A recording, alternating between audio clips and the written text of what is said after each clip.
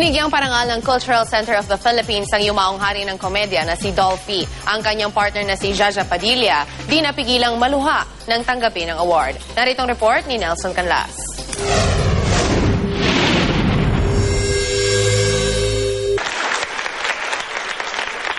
Napaluha si Jaja Padilla nang tanggapin ang medalya para kay Dolphy nang parangalan ang hari ng komedya sa Gawad CCP para sa Sining 2012. Ipinalabas pa ang dating interview ni Dolphy na tila nagpapasalamat sa award na kanyang nakuha at nanghihingi ng paumanhin na hindi siya makakarating. Binabati ko ang Cultural Center of the Philippines. Nakita niyo naman dahil sa modern technology, kasama ko kayo maski wala ako dyan.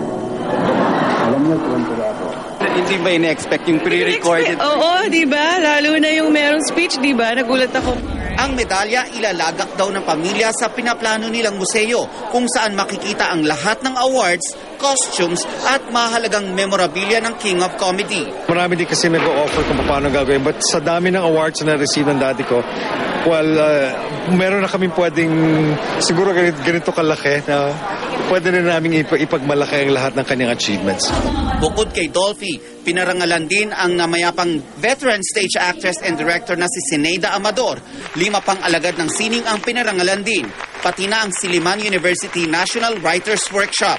Kada 3 taon, ibinibigay ang Gawad CCP para sa sining sa mga nagpapalawig sa kalinangan ng sining sa ating bansa.